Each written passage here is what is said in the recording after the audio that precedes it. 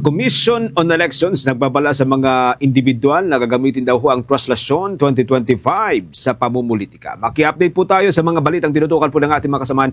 Si Bombo Isa nakatutok po sa detalye po nito.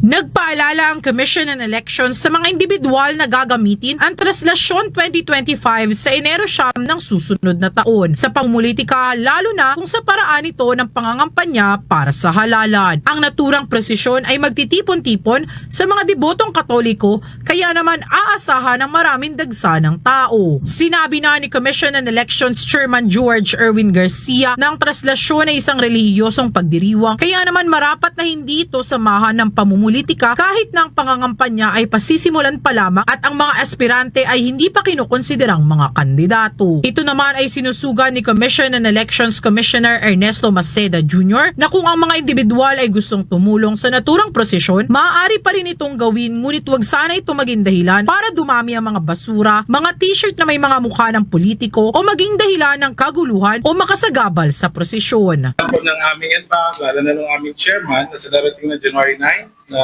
sa Traslasyon ng Nazareno, sana po yung ating mga candidates or not yet candidates, maalala po na huwag natin gagamitin yung ganitong mga religious events and occasions para sa pamumulitika. Kung gusto nyo tumulong, syempre lahat kaya tayo pwedeng tumulong, lahat tayo pwedeng makiisa. Kasi sa inyo na rin ho, yung gusto nyo ilabas later on ng inyong pagtulong, pero huwag nyo gagawing pagkakatawag na tumami ang basura, or tumami yung mga t-shirt na may mga mukha ninyo, imbis na yung mukha ng Nazareno. It's not a political occasion, it's a religious occasion.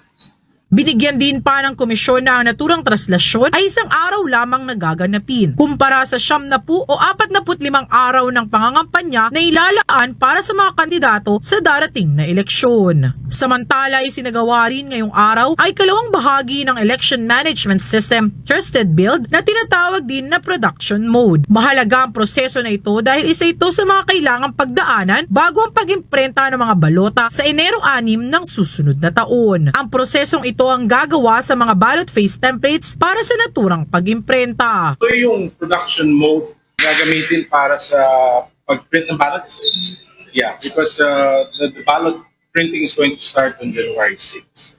Ang deadline para ma-finalize yung ballot face design, ito rin ang itong gagawa ng ballot face design after our January 3 deadline. So pagdating nung sinasabi nila na nakasobre, no, ng January 4, pag nagamit na namin yun, we have January 4, 5, and then 6 months to start English mock digital.